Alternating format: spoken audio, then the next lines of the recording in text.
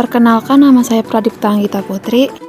Perkenalkan, nama saya Dimas Hafizul Alim. Perkenalkan, nama saya Salomita Wiripande. Lalu adapun materi yang akan kita bahas yaitu tokoh pejuang kemerdekaan Indonesia. Yang pertama ada Ahmad Subadjo, yang kedua Sayuti Melik, yang ketiga Sukarni Kartodiwirjo, yang keempat Burhanuddin Muhammadiyah.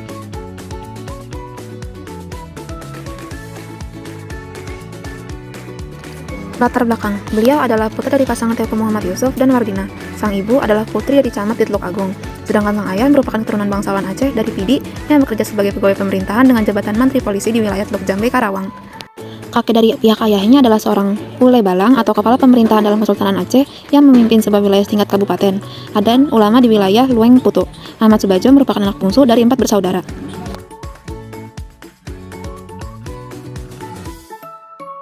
Ahmad Subadjo memulai pendidikannya di Europese School atau ILS di Kuitang, namun beliau kemudian pindah ke ILS di Pasar Baru. Setelah lulus, Subadjo kemudian melanjutkan sekolahnya di Prince Hendrik School, tetapi tak lama kemudian pindah ke Hogerie Burger School Jakarta atau HBS. Koning Willem III di Salemba, Jakarta, dan berhasil menyelesaikan pendidikan tersebut pada tahun 1917. Pendidikan di HBS ini setara dengan pendidikan sekolah menengah atas atau SMA. Beliau kemudian melanjutkan pendidikannya di Universitas Leiden, Belanda dan memperoleh gelar Master in the Rechten setara dengan sarjana hukum di bidang undang-undang pada tahun 1933.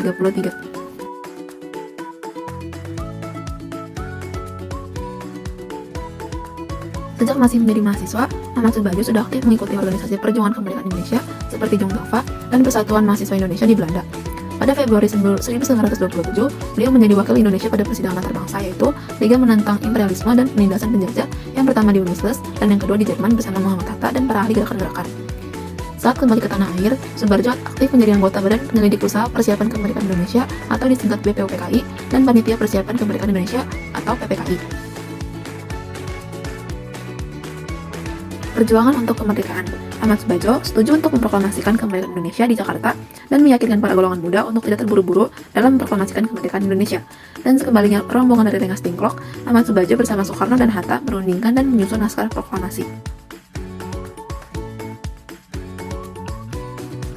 Satu hari setelah proklamasi kemerdekaan, tepatnya pada tanggal 18 Agustus 1945, Subadjo dilantik menjadi Menteri Luar Negeri RI pertama untuk mengisi kabinet presidensial yang dipimpin oleh Soekarno sebagai presiden dan Muhammad Hatta selaku wakil presiden.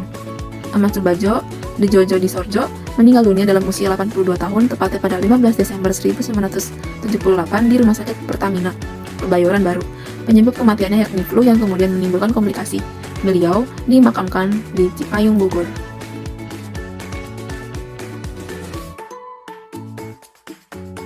Latar belakang. Sayuti Melik adalah pria yang lahir di Desa Kadilobo, Rejodani, Sleman, Jogja pada tanggal 25 November 1908. Ayahnya bernama Porto Prawiro yang lebih dikenal dengan panggilan Dulmaini, seorang pamong praja tingkat desa. Sedangkan ibunya bernama Sumila, seorang pedagang kain di pasar. Ia memiliki istri bernama Surastri Karna Trimurti atau lebih dikenal dengan SK Trimurti, seorang tokoh pers nasional. Ia mempunyai 2 orang putra yaitu Musafir Kurma Budiman dan Heru Baskoro.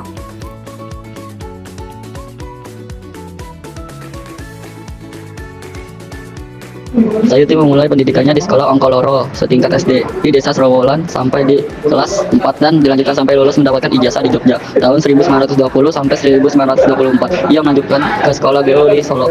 Sesudah kemerdekaan RI, Sayuti sempat belajar di Universitas Indonesia pada Fakultas Ilmu Sosial dan Politik meski hanya sebentar. Tahun 1923, Sayuti mulai menulis surat-surat kabar, diantaranya Islam Bergerak yang terbit di Solo, Sinar Hindia yang terbit di Jogja, dan Sinar Hindia yang terbit di Semarang. Melalui tulisannya, Sayuti berharap mampu mempengaruhi pendapat masyarakat karena tulisannya berisi kritik terhadap pemerintah kolonial Belanda.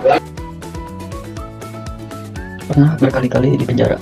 Pertama ditahan polisi rahasia Belanda pada tahun 1924 karena mengadakan rapat politik. Yang kedua ditangkap Belanda pada tahun 1926 dengan tuduhan membantu pemberontakan Partai Komunis Indonesia atau PKI. Yang ketiga, tahun 1936, Sayuti ditangkap oleh polisi rahasia Inggris dan ditangkap kembali oleh Belanda dan dibawa ke Jakarta. Yang keempat, masa penjajahan Jepang tahun 1942, Sayuti ditangkap dengan tuduhan menyebarkan pamflet PKI. Yang kelima, pada bulan Maret 1946, Sayuti ditangkap di Madiun oleh pemerintah Republik Indonesia, kemudian dikirim ke Solo. Yang keenam, Juli 1946, ia ditangkap pula di Yogyakarta atas perintah Amir Syarifuddin karena dianggap terlibat peristiwa 3 Juli 1946. Yang ketujuh, saat agresi militer Belanda, Sayuti ditangkap oleh Belanda dan dipenjarakan di Ambarawa. Yang ke-8, tahun 1965, Sayuti kembali ditangkap dan diperiksa oleh Kejaksaan Agung sehubungan dengan tulisannya Belajar Memahami Soekarnoisme. Jasa Sayuti Malik untuk Indonesia. Yang pertama, mengetik naskah Proklamasi Kemerdekaan Republik Indonesia pada tanggal 17 Agustus 1945 dini hari atas konsep yang ditulis tangan Bung Karno. Yang kedua, sebagai asisten pribadi Presiden Soekarno. Yang ketiga, sebagai kolumnis beberapa surat kabar. Yang keempat, sebagai anggota susulan Panitia Persiapan Kemerdekaan Indonesia atau PPKI. Yang kelima, sebagai anggota Komite Nasional Indonesia Pusat KNIP. Yang keenam, sebagai anggota MPRS dan DPRS mewakili Angkatan 45. Yang ketujuh, sebagai anggota MPR atau DPR hasil pemilu 1971 dan pemilu 1977, wakil dari Golkar.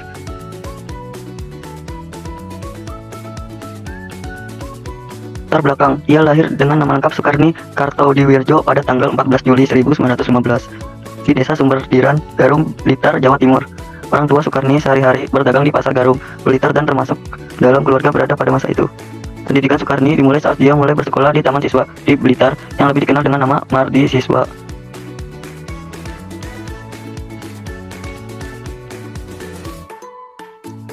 Selama di sekolah, ia diajar oleh seorang guru yang bernama Muhammad Anwar yang sangat mendukung nasionalisme dan menentang penjajahan Belanda. Setelah lulus dari Mardi Siswa, ia melanjutkan studinya di SIS Blitar dan kemudian melanjutkannya ke Mulu Blitar. Setelah berhasil menyelesaikan pendidikannya di Mulu, ia melanjutkan studinya ke Quick School atau Sekolah Guru dan Volksuniversiteit atau Universitas Rakyat. Menjadi aktivis di usia muda, saat berusia 14 tahun, Soekarni aktif dalam perjuangan kemerdekaan melalui jalur politik. Ia bergabung dengan Indonesia Muda, sebuah organisasi kepemudaan yang terkait dengan Partai Indonesia atau Partindo. Selama masa pemerintahan Jepang, ia serta muda lainnya membentuk Angkatan Baru Indonesia yang kantor pusatnya berada di Jalan Menteng 31.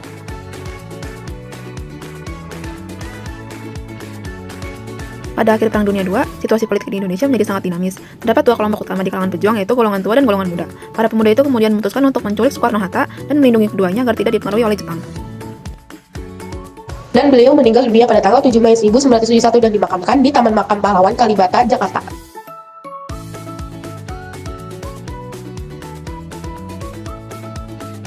Burhanuddin Muhammadiyah 7 April 1917 sampai 10 Juli 1996 adalah seorang jurnalis, diplomat dan pengusaha Indonesia yang menjabat sebagai Menteri Penerangan Indonesia ke-18 dari tahun 1996 hingga 1998 di bawah Komisi dan Soekarno dan Soeharto pada masa transisi menuju Orde Baru.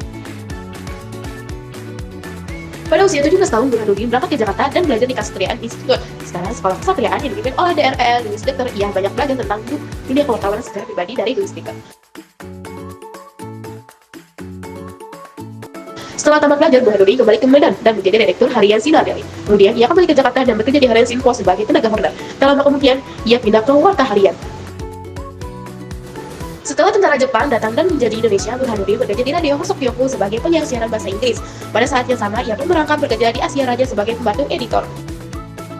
Pada April 1945, bersama istrinya Hermawati, dia mendirikan koran berbahasa Inggris, Indonesian Observer. Ia dinilai sebagai penulis editorial yang baik, seorang nasional persukanan dan menentang militerisme. Penyelamat naskah asli proklamasi jurnalis Burhanuddin Muhammadiyah turut menjadi saksi pada saat Soekarno-Hatta mengadakan pertemuan dengan tokoh-tokoh PPKI. Tulari jurnalistik BM dia bekerja membuatnya mengambil draft teks proklamasi itu dari keranjang sampah dan menyimpannya. Ia mengembuskan nafas kakinya di Jakarta 10 Juni 1996 dan dimakamkan di Taman Makam Pahlawan Kalibata.